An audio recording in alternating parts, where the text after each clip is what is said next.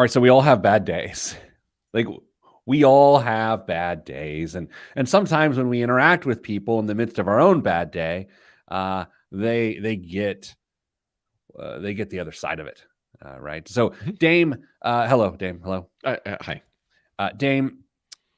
Something happened yesterday afternoon, and I need you to decide: am I being oversensitive? So let's just go with is the game is called Is Pete Being Oversensitive? Are you okay with this? You have my attention. Can you please, if you're going to err in any way here, can Okay. you please err on the side of I'm wrong? Okay. I will slant my bias towards Pete is wrong. Okay. Which is a Fair. I natural mean, it's bias yeah. for you. Yeah. Hello, Brian. Hello, Jason. And hello, Jeremy from 30,000 feet flying to Seattle right now. Okay.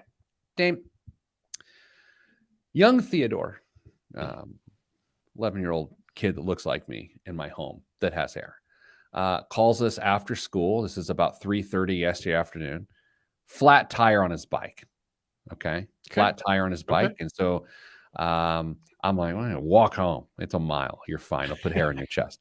But I was like, okay, I'll go pick him up. I was working from home yesterday afternoon, as you know. And so I Mhm. went and picked him up, put the bike in the back, and I was like, all right, I'll deal with it later. And it was a pop tire. So I go to the local bike shop about an Mhm. hour later, and I just walk in and I say, hey, I got a flat tire. And the guy says he's sitting at a computer, just sitting. He looks up and he's like, okay, the next appointment's in 2 weeks. And I said, you don't have 5 minutes maybe that you could just pop this on, pop this back off? I said, I can do it. It's just, I know it'll take you probably less than 5 minutes. And he's like, do you want to call the other 180 people that have minor repairs in front of you so you can tell them that you need this done right now? And I was like, and I'm if we can back up for a half second here, Dame. First of all, I'm not going to name the shop. I'm not that sort Sure. of person. I'm not a bully pulpit person. Number two, I wasn't having the best day myself. Okay, right? Not the greatest day. Days can be hard, and I was just like, okay, can I just have the tire? I'll do it myself.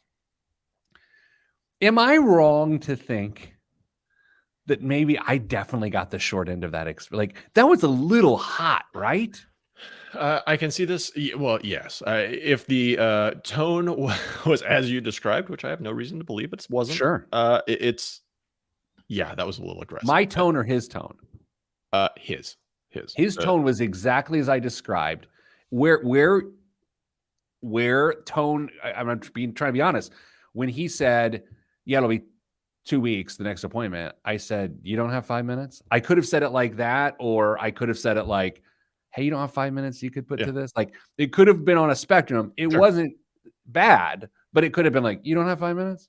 Yeah. And then that's when he hit me with the, "Do you want to call the 180 people?" So that wasn't that sort of uh, was not the best. I have to side with Jeremy on this one. Customer service seems a little lacking. Not it may be the case, maybe the policy, maybe that how that shop does business. Yeah. It certainly could have been communicated better to the customer and explaining why, rather than I don't care. Let's wait 2 weeks. So do you want to hear the rest of the story? How long did it take you to change the tire, Pete? About 25 minutes. Okay. And then Ted rode to young Theodore rode to soccer practice last night, called me after soccer practice. Dad, my tire's flat again. So clearly I did not find whatever Yeah. penetrant Yeah. was in the outer tire. And so then this morning I ordered on Amazon a tube replacement because I'm not going back to that shop. So that I actually ordered two. So those people lost out on $12 because of that. How you like them apples, You Matt get Damon? you get a patch kit too? Yeah, we just I have a patch kit, but like, man, let me tell you, walking in my, you know me very well. Me walking in my house with something other than a fish hook stuck in my hand, eh, but with my hands just covered in chain grease. Um, it's a weird, and I'm just like, I don't have like the pumice stone or lava soap yeah, like I used to when I yeah. had an honest man's hands. Occasionally I'll come in from the barn similarly marked up and It's like I'm chasing to find, just running to find Cassie. Look, I'm a real boy. I've got proof. Yeah, and needless to say, Ted thanked me for the initial bike repair, but then after it flattened again, he said, maybe you can have someone else do the second one. That's a great time to teach him how to change a bike tire and where you might have made a slight error the first time, and persistence pays off. I don't know. There's big life lessons there somewhere. Kristen is clearly not here. She is gallivanting across the South. I don't know. What's she doing? I have no idea what she's doing today. All right, Kristen's not here. Dame is, I am, Jeremiah is, and Jeremiah, Dame will have you know that I made a very important point just before the show. Dame, what did I say? It can't be an extended version of the show, but we're not going to rush through the show. So it's rush through the show. A comfortable show. Probably 54 minutes if I had to guess. Comfortable show today. Dame, we're going into the mailbag. All right, we're digging into the mailbag, and then we've got a 529 thing we're talking about. So let's start with the mailbag. Excellent. Okay. I also should have muted Slack because now I'm reading Slacks coming in, and I'm about to start the show. So this seems like a bad idea, Dame. Part of my two-step process every time I sign into the show. Yeah. Jeremiah, I appreciate the heads up. We will make sure we keep it under 65 minutes, though, to keep you on schedule. All right. Great. Here we go. I read the Slack. God, I gotta quit. I just opened. Okay, Dame, I was opening up to time the show. Calculator. Open the calculator. Big Rick Swink, everybody. Tried to find the live stream on LinkedIn so I can deactivate my Facebook account, but I couldn't figure it out. LOL. Hey, I am all in support of deactivating a Facebook account or Meta. How about it? You know what? How many people? But most of our listeners are via Facebook, though, so I don't really want to cancel that. You can't do that. Okay, here we go. In figure this out. 3, 2, 1. This week on the Pete the Planner Show, we answer your money questions. Here's how the show works. We email us askpete@petetheplanner.com. That's askpete@petetheplanner.com. And here's what happens. We answer your questions. By we, I mean Damian Andrew Dunn from Your Money Line and me, Pedro de Pesos, Pete the Planner from Your Money Line. Hello, Dame. Good day, Pete. Dame, this is one of those radio shows, financial shows even, where the answer isn't call us on Monday and we'll sell you things. We just answer stuff. We have some fun. We don't actually work with individuals. We work with companies and the individuals at those companies. So don't call us unless you want to add this as a benefit at your company. Then call us, right, Dame? Yeah. Or drop cookies off by the office. Either one. Yes, Dame. Email bag for us. This first question is addressed to Kristen and Co. And oddly enough, Kristen, our other co-host, is not here this week. So we will just say, Dear and Co., I've got another question for you if y'all have time and interest. Timeout. Do I have a timeout? 2. Do you think do you have time and interest is a financial joke, the interest part, or not? That's fair. Well, I mean, time as well. It's a key component. But, I wouldn't put it past the writer because we are familiar with. One of my friends I'm back in the email now because I don't have friends. True. One of my friends has a 2018 Subaru with 120,000 miles on it, and they're going to sell it, and I have the option to buy it if I want it. They're asking 11,000 Canadian dollars for it. It's American, but it's pretty close, right? I don't know. I haven't looked at that exchange rate. Would you be interested in Dame? Timeout. I'm using them both in the first segment. Oh, gutsy call. Dame, would you be interested in where's this currency from segment? Like where I look up world currencies and you and Kristen try to guess where it's from? Yeah, that actually might be fun. Now, can I take another timeout? Yeah, go ahead. We might have blown up this whole segment. Sure. I was shopping for vehicles in the not too distant past. Test drove a couple, and I came to find out that the type of vehicles we were looking at were commonly imported from Canada and federalized at the border. They're new, I mean, like within 4 years old vehicles. So they come in, they get a whole dash swap out, and then they make their way to the dealers because a lot of new car dealers in Canada don't sell used vehicles. So if they get lease trade-ins, they don't have anything to do with them. So they ship them across the border, or they sell them and then ship them across the border to be sold in America. The interesting part is, Wait, this is in itself incredibly interesting. So Okay. whatever you're about to say is more interesting? the factory warranty doesn't carry over the border. Okay. I think we've just deviated from this here email. So how much do you know? Because I'm about to start firing questions. This is like I'll say something like slightly interesting to Mrs. Planner, and then she'll ask me all the questions that I don't know the answers to. This could happen right now. Are you That's it. comfortable with this? That's exactly what's going to happen right now, but you can ask me whatever you want.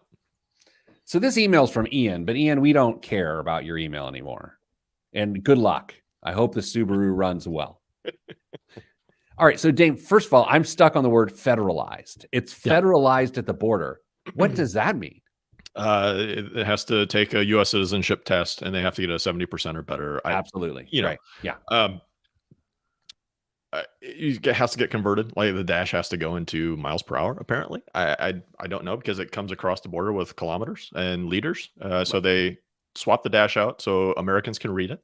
But I'm confused though, because on my dash, it's got MF and kilometers, right? Yeah. It's got miles per hour and kilometers an hour. And when you're in Canada, just fix your eyes on the kilometers per hour. Well, yeah, but they're more talented north of the border, and we have a hard time focusing on the correct numbers. Apparently, I don't know. Yeah, it gets deletered, as Jeremiah would say. So what's the whole federalization process? I don't know, but a dealer told me that was the term that is used, and there's steps involved. So you are geographically located, theoretically, relatively close to the Canadian border. Yeah, I could be in Canada in 2.5 hours. Yeah, and I welcome that. But I'm could you do that and make a poutine run? Sure, I'd be cold by the time I got it down to the office, though. So do you think a lot of cars in the area that you're in, used cars, have been federalized from Canada? That's what I'm really starting to wonder, because I had no idea that this was happening, but it turns out that it might be a little bit more common than I had anticipated. And I don't know how many people are aware of it, because unless a dealer would have spoken up about it, I never would have asked that question. But it was only when I got to the warranty question that it came up. Now, the Carfax could have shed some light on that. It's potential that I would have seen that and discovered that on my own. But for car buyers who aren't digging in that deep, they just want to find reliable transportation, and they may not go quite as in depth. They may end up getting a new car that may not have all of the benefits they thought that they were getting. Did this all come up because you were on the lot and you told the guy the car looked nice, and he said, "Of course it's nice. It's Canadian." Is that how it started? No, it was the warranty thing. So the warranty it was the warranty. So how many miles were on the car? It was still under the bumper to bumper warranty, or at least it would have been under the bumper to bumper warranty. I don't remember the exact number of miles though. Wow. Was this a domestic car? Indeed. One of the big three. Oh, speaking of the big three, we're really just punting on Ian's email here, right? Sorry. Like, I think now we can't go back to it. Well, you know what? What? He wanted to talk to Kristen anyway, so he can wait a week. He can wait a week. Any thoughts on the big three thing? I'm just curious. Like, do you think this has a massive impact on the economy? I think it could. I've got actually some news stories where I found out, I saw an article that has 4 of the demands that the union is fighting for. And I thought it might be kind of interesting for us to Let's do it now. Look at those. You want to go through those? Yeah. For those that don't know, Chrysler, GM, or Chrysler being Stellantis, Yeah. Stellantis, GM and Ford workers, UAW, all on strike right now. First time ever that all 3 have coordinated for a strike. So, all right. So in 2 minutes and 15 seconds, we are going to go learn the demands of the strike. All right. Just some. I'm sure there are plenty more. First, pay increases proportional to executives' raises. Ooh, are we doing? Is this fair? How are we doing this? I don't know. I don't know if we want to look at it from both sides of the table, or the possibility of it passing. Frankly, I think this one is more symbolic than anything else, because if I'm one of the big three, I just change pay structure. I don't really give much raises, and aim it all to bonuses. So I was about to say the same thing. I like that's actually fair if it's on base pay, but Yeah. the second you change the shape of the dollar and make it a bonus, and there's nothing you can do about it. yeah, so I think this is Fair. more symbolic than anything Okay. else. Okay, good. Removal of what the union considers a tier system that makes earning top wages take 8 years. Well, again, I mean, I'm trying to take. I'm thinking about public education. I'm thinking about teaching. How long it takes someone to be a veteran Right. teacher to hit the top of the scale. I don't. It seems commiserate with that, right? I think it's pretty comparable, honestly. The 32-hour work week with a 40-hour pay to compensate for mandatory overtime burnout. This one seems a little more difficult. Yes. That's why this is an interesting topic for me. Wait, okay, so it's a 32-hour work week, Yep. but they're getting paid as though they're getting 40. 8 hours for free. Yep. And the reasoning is Mandatory overtime burnout because they're required to work overtime. so would that mean any hour over 32 Would now be overtime. time? But they're actually working like 50. I don't know. I would assume that's what that means, but I don't know. Are those all the demands or are there more? One more, restoration of traditional pensions and cost of living raises. Okay, that I get. Yeah.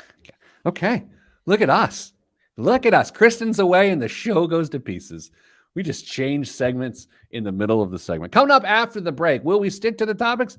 Probably not, because this is the Pete the Planner Show. I actually kind of like that segment. I did too. Sorry, Kristen. Not sorry, Ian. Why are we being mean to Ian? Like he seems like a reasonable person. He's written some really great emails to us. He has, but all right. Jeremiah is asking if he gets a timeout because we just crossed the border in June for a lunch. Told Border Patrol we were going over for some French fries and gravy. Also came home with some all dressed chips and chocolate Canadian Smarties. Yeah. Have you taken the kids? Just like drove them up to Canada?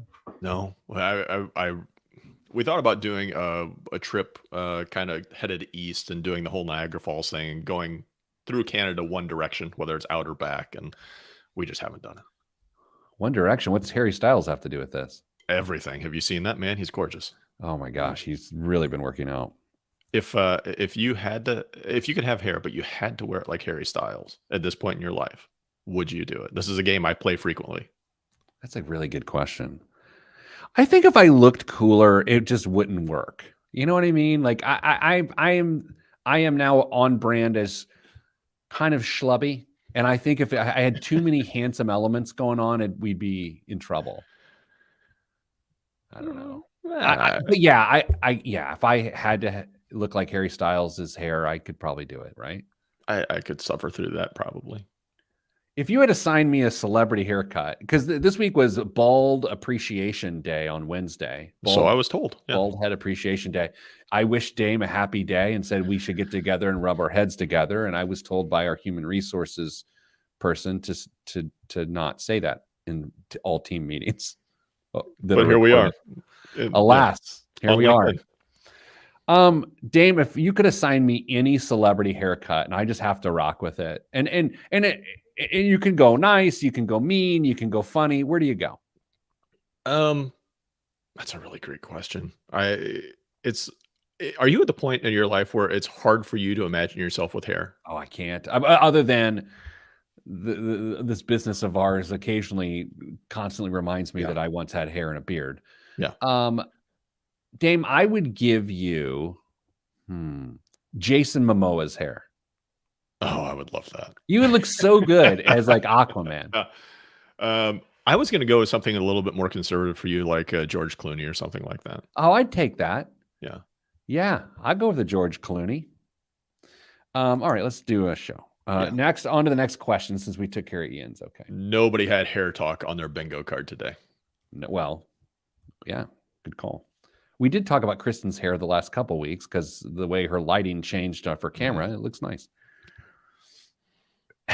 Not that it didn't look nice before. Yeah. Well, okay, let's get started. 3, 2, 1.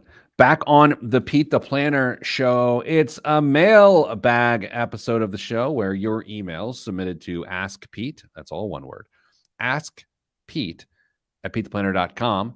We answer emails, and that's what we're doing today. By the way, Pete is spelled P-E-T-E. I went to a coffee shop the other day, and the person spelled it P-E-A-T. No, they didn't. They 100% did. Really? And now I'm worried about the future of society. Yeah. Good day, Pete, Dame, and Kristen. Oh, I'm out of timeouts, by the way. Mm-hmm. As you guys were discussing the downsides of taking out a 401k loan, Dame mentioned they had to be repaid with after-tax dollars. Can you further explain that point? Now, there's a bunch of other questions here, so I'm going to keep going. The Dame, that's the first one you're going to answer. Okay. That's not a timeout. That's just context. In terms of tax implications, a 401k loan feels like any other type of loan. Is it related to the pre-tax component of contributions? Not following the argument and would love additional clarification on it. Full disclosure, I have an outstanding 401k loan. Outstanding, Dame. Fantastic. How does he know? How does he know it's so good? He knows. Let me read that with slightly different inflection and just see how funny it is. For disclosure, I have an outstanding 401k loan.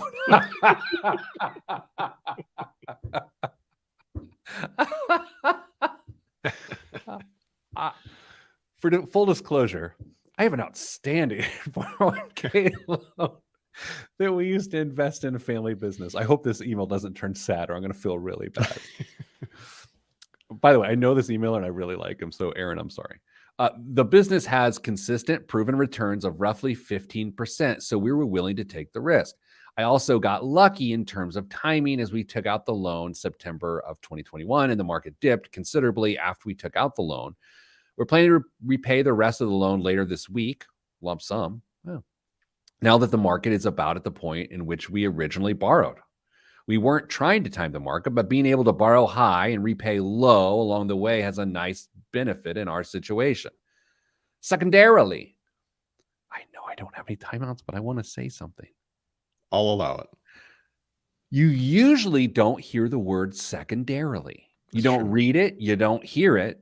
It's a solid word. I write a lot and I never use the word secondarily. Percentage chance that secondarily appears in one of your columns in the next 2 months. 100%. Okay. I'm writing a column on Sunday and it will be in next week's column. If someone does have a 401k loan, do you have a preferred strategy for repayment? For example, pay it back as soon as possible via a lump sum when able, regular pay period repayments for the full term of the loan, accelerated pay period repayments to attempt to dollar cost average. Thanks, Aaron. Great email. Great question. Dame, let's begin with the after-tax component,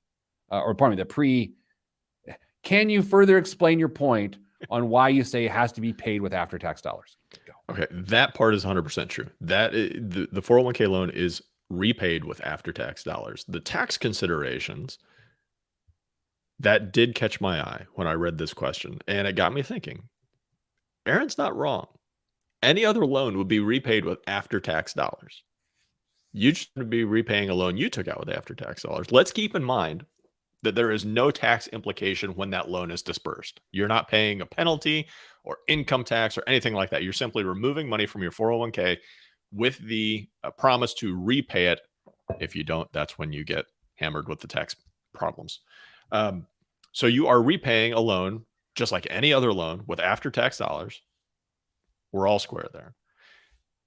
You then get taxed when you take the money out in retirement, just like a normal 401k. So I might have changed my perspective on this. I got to be honest. As far as Aaron's email changed your mind? It just got me thinking through this again. Before, I always just, okay, you're going to pay with after-tax dollars and you're going to get taxed again. No, you're not getting taxed again. You're going to getting taxed once. You're still repaying a loan with after-tax dollars, just like you were any other loan. So you're saying he does have an outstanding 401k loan? Well, he made an outstanding point. I don't know if it's an outstanding loan. The timing the market element of this is where I'm getting caught up. It's interesting. And I have two thoughts. Number one, maybe it's not as even of a swap as he thinks. Or he's the luckiest person in the world and he's right. You know what I mean? You missed a golden chance to say secondarily. Oh, what am I even doing anymore? This might be the last show. I still stand by. Well, Dave, what do you think about this idea that he was taking the 401k loan and putting it into something that got 15% returns, and that was justification? That's a tough. I mean, it's interesting, and it sounds like he was right, but that's a tough prediction to when you're in the moment. Yeah, I mean, well, if you're in the moment, I think it's much easier to justify for yourself if that's what you want to do, because you're going to come up with any reason to support your intended or desired course of action. And now, if you've got an unbiased third party that you're bouncing this off of, that's where somebody's going to throw the flag and say, hold on just a minute. Let's rethink this.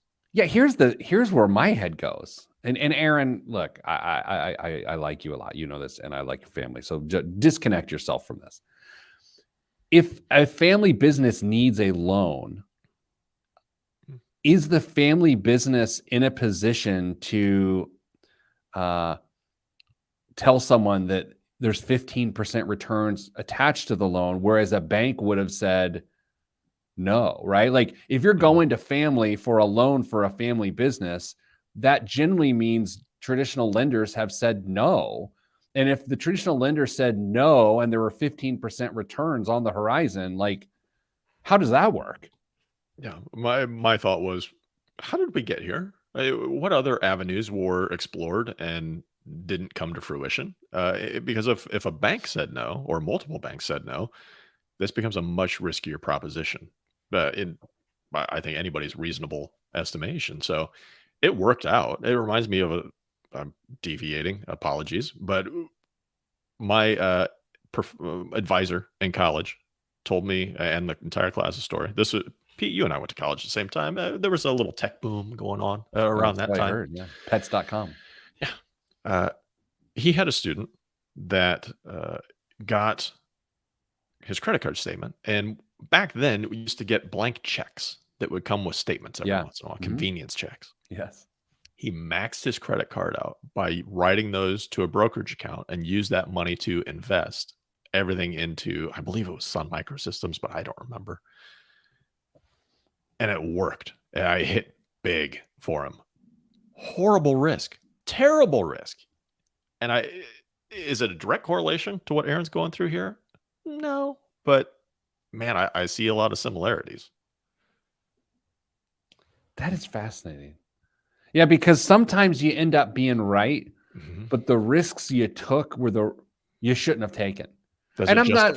Yeah, I'm not saying Aaron shouldn't have taken the risk. Here's another element of this too, Dame, to bring it back.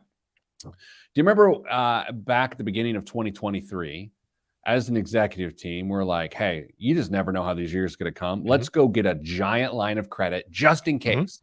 We don't think we're going to need it. But let's go get a giant line of credit. We already had a line of credit that wasn't in use. We're like, let's go get a much bigger one. Now, here's the thing about lines of credit with 15 seconds left. They're usually given to people who don't need them. But this was at the same time of the Silicon Valley bank meltdown, and no one was getting lines of credit. We never needed it. We wanted it. We couldn't get it. And now that we're 10 months past it, we never needed it at all. It wouldn't have mattered. Yeah. That's the nature of risk. Great story, Pete. Okay, coming up after the break, the new change to 529 plans makes them attractive, just like Dame. I'm Pete the Planner. Do you remember that whole thing?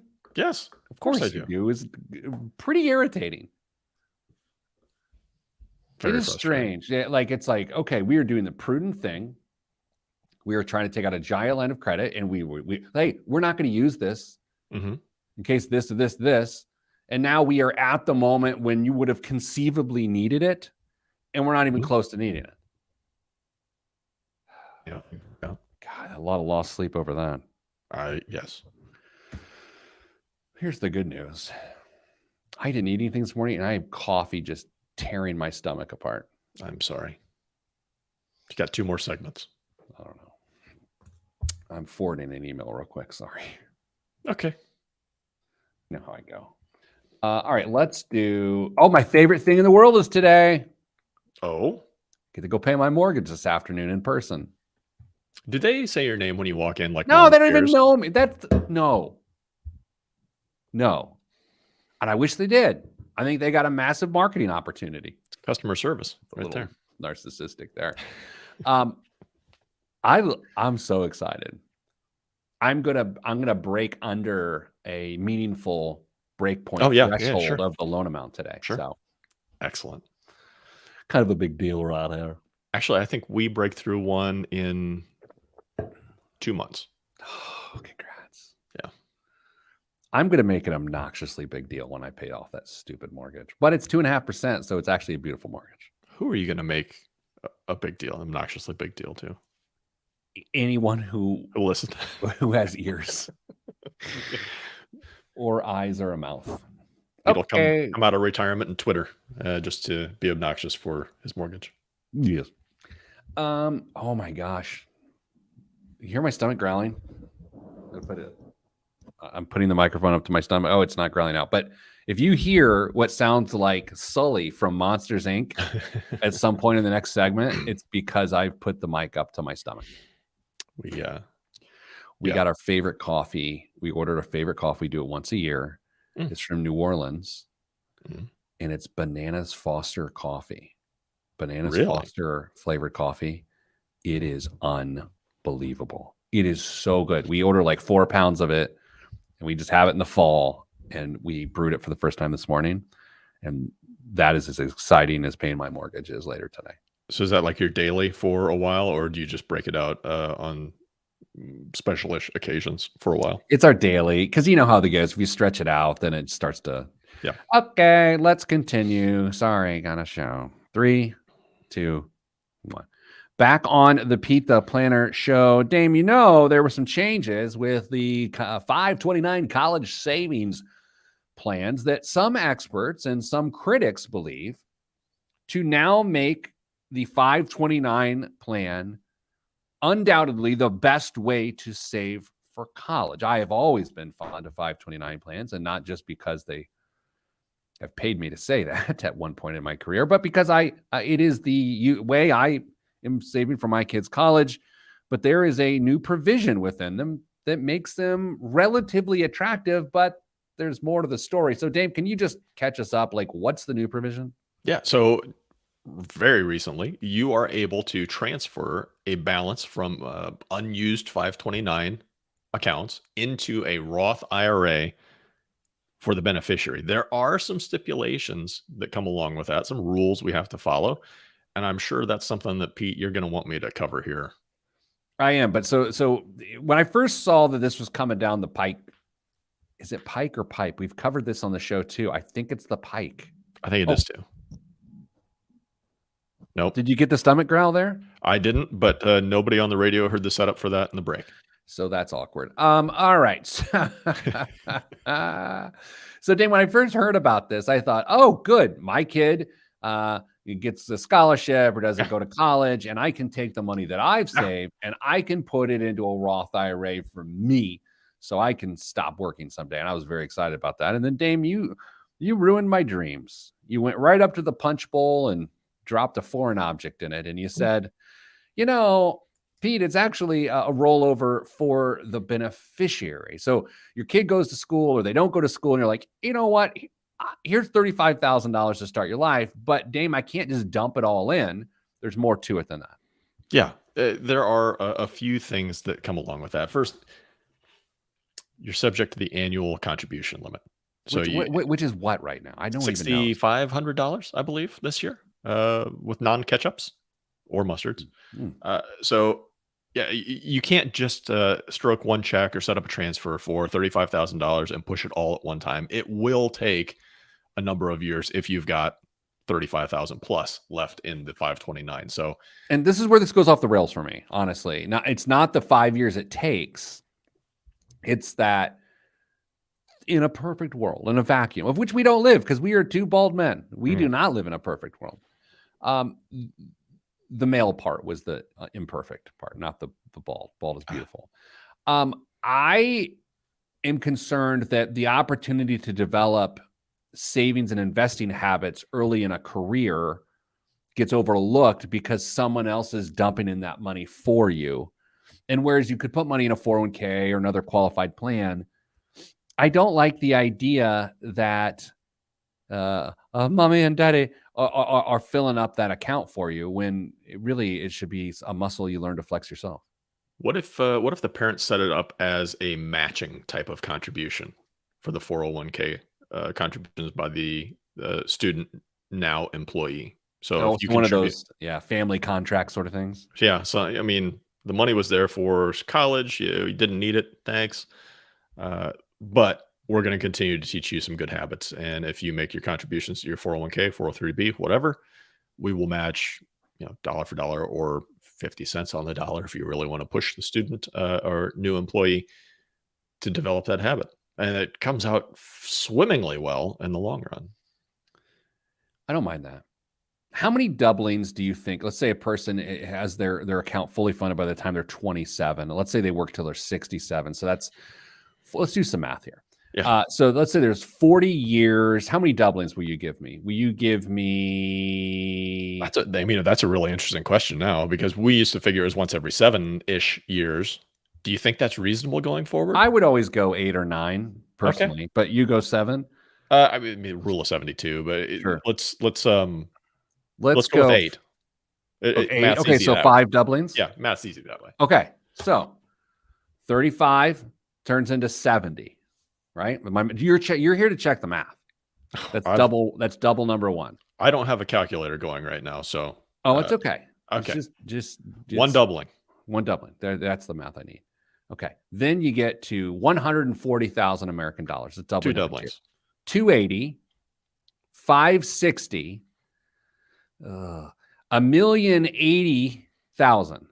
Is that the 5th one? Yeah, over a million. I don't think I could. Over $1 million. So it's $1 million. It's $1 million day here on the Pete the Planner Show. So that's interesting.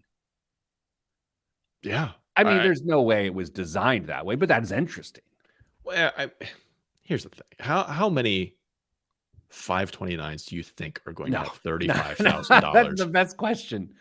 And by the way, is this not a benefit for the rich? Yes. It is not a benefit at all for anyone. This is the ultimate serve the wealthy and wealthy alone, because no one's going to have an extra $35,000. I mean, if we're going to be a little bit more gracious than that, and you have why? Yeah, so you absolutely don't have to be.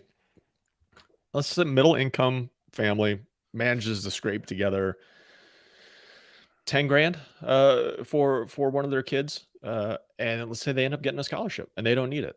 If they don't take that money back out for themselves, which they could do with a little bit of penalty and tax, on the growth only, and they decide they want to give it to the student after they graduate, you want to go through the 5 doublings again with $10,000 for a middle income student? 10 to 20, 20 to 40, 40 to 80, 81 60, 160, 320. It's not horrible. It isn't, but I feel like at some point this is some very smart family CFO, as sometimes they're called these days, will say, all right, well, let's just load that thing up, and this is a great way to transfer wealth. Sure. I would have to go back in and see how long somebody has to be a beneficiary of the account before they are eligible for this provision. Like, I know the account has to be open for 15 years, but I don't know how long a beneficiary has to be in place in order to have some of this money transferred to them. And let's just say you have a 529 left over with $70,000. Is it possible that I transfer 35 to 2 over a course of a number of years? I mean, how many times can I do this? So, Dan, you and I are in a similar boat in the sense that our kids are similar age. I'm a year ahead on the oldest. I think about college so much more in this calendar year than I ever have before. And I start thinking, okay, I think I know where she's going. I don't know any sort of financial aid or merit, whatever. And so I'm trying to hit that number on the head with also knowing that I got a son 3 years younger, that I got to try to do the same thing to him too. So this news story, this provision is compelling to me, But I can't imagine a circumstance in which I'm going to have 36, and I am busting my hump to put money away. And there's a lot of money there. And there are no ways it's going to be $36,000 extra in there. No, and the same here. I don't know how you feel about this particular approach, but my family will probably cash flow some amount, a not insignificant amount of the college need, although we will have a very significant amount of money saved in 529s by the time that comes. So I don't know. I can't envision a scenario where this is going to be a commonplace transfer unless you fall into that tier as you were discussing, where you can just load up a 529 and then start shipping it out to a Roth for the beneficiary. I've mentioned this before, but by the mere fact that I've mentioned it before, it makes it untrue. I am not a cynical person. However, I honestly, short of, I just can't. This only benefits upper class families from a financial perspective, because even if you had a family that modestly saved and then their kids got a scholarship, I guess you're right. That $10,000 turns into 360, and it's somewhat compelling. Anyway, 320, whatever it was. No one cares. Dan, let's do this. Let's take a break. Let's hose ourselves off. I don't. We'll come back with the biggest waste of money of the week and the news. A lot of news this week. The financial world. Dame summarizes it, reads it all, puts it into chat PTG, and then we spit out a good radio show. I'm Pete the Planner, and the radio show will be good in just a moment. How about that for the world's worst outro? Boy, I have the confidence of a whatever. That'd be interesting if I put my news stories in GPT and told them to rewrite it, and then I just read a GPT generated news. It might be fun one of these weeks. We do have some AI components to our software that we build, and I still think we should call it Chat PTP, but we can't. We can. I'd have to sell the executive team on that idea, and I don't have a lot of credibility amongst them. I don't think anybody really understands who PTP is that uses the platform at this point anyway. See what I'm saying, everybody? Okay. I got to pull up my stuff. Are you ready, Dame? Of course I'm ready. Let's keep it moving. I might be able to go pay my mortgage sooner than I thought. So excited for you. I am frustrated that they don't know me. Try a different branch. I can't. It's the only branch. It's Bank complicated. with a mob? My offering for you. All right. That was a Godfather reference. Okay. In 3, 2, 1. Back on the Pete the Planner Show. This week's biggest waste of money of the week, right here on the Pete the Planner Show, is... Dame, do you like how I butchered coming back into the fourth segment? I usually just start with this week's biggest waste of money of the week, and Kanye West Grammy-worn Nike Air Yeezy prototype sneakers. Before the official release of the Air Yeezy in 2009, Kanye West debuted his collaboration with Nike at the 50th Annual Grammy Awards. The rapper had just released his album Graduation and was up for 8 nominations. Ye unveiled the sneakers during his performance of Stronger with Daft Punk, and the rest is sneaker history. Designed with Mark Smith, the size 12 prototypes featured a black leather upper with a tonal swoosh on the side, a Velcro lace strap, and bright pink lace locks donning the signature Y medallion. Inside, there's a sample marking and size tag that reads 2007-1211, referencing the date they were made, December 11th, 2007. The Nike Air Yeezy prototype will arrive in a wooden box made specifically for the sneakers for Dornbecker auction. Okay, Dame, how much for the only pair of Air Yeezy prototype sneakers from 2007? Used sneakers, I might add. By Ye himself. And by the way, Kristen's not here to have a terrible guess, but if we're being honest, she guessed exactly right last week, which we did not spend enough time talking about.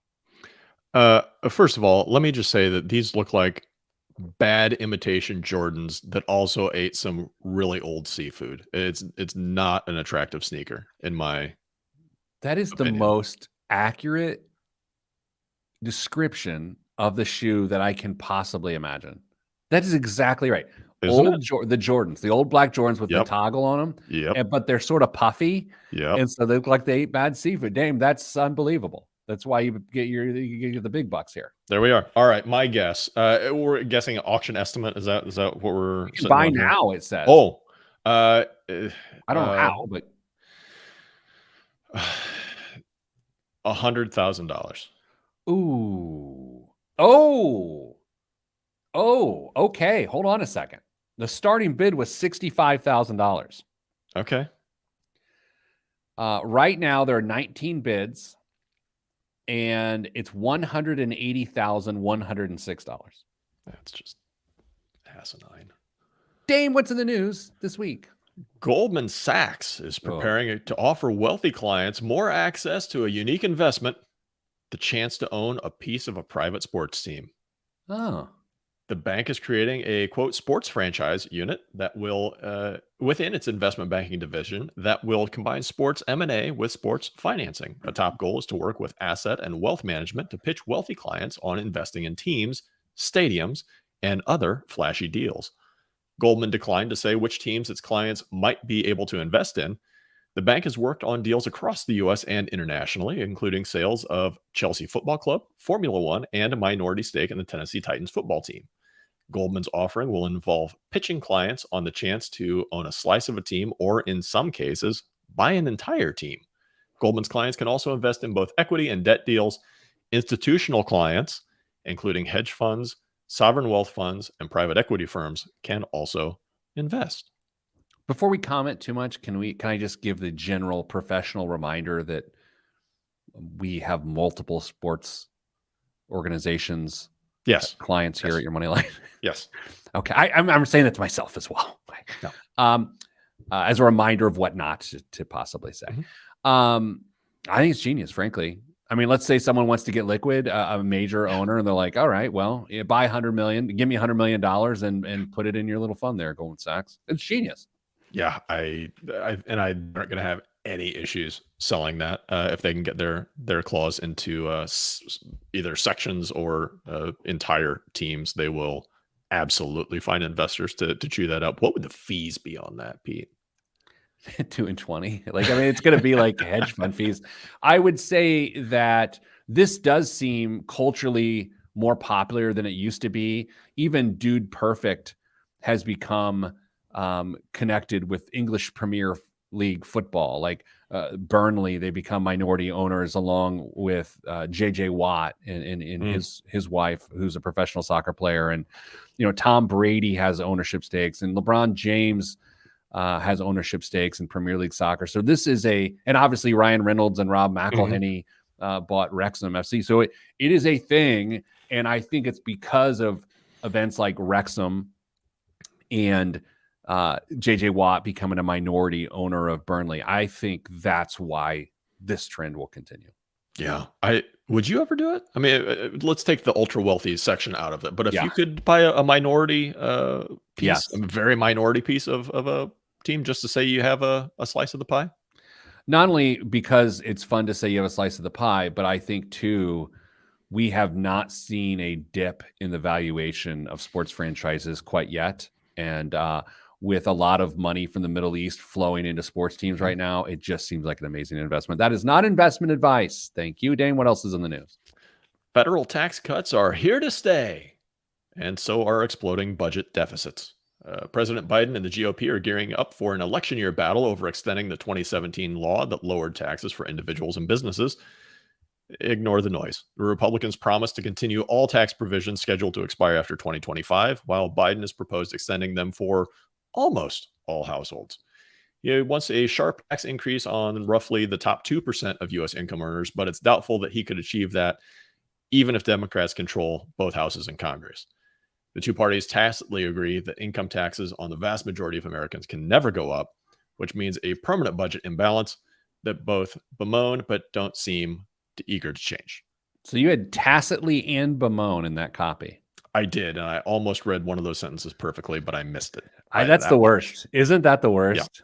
Yes. I read an article this week that childhood poverty has increased again, and it's drawn to the advanced child tax credit that was around from July 15th of 21 to December 15th of 21, where cash payments were made to individuals. You can call it stimulus, you can call it whatever you want.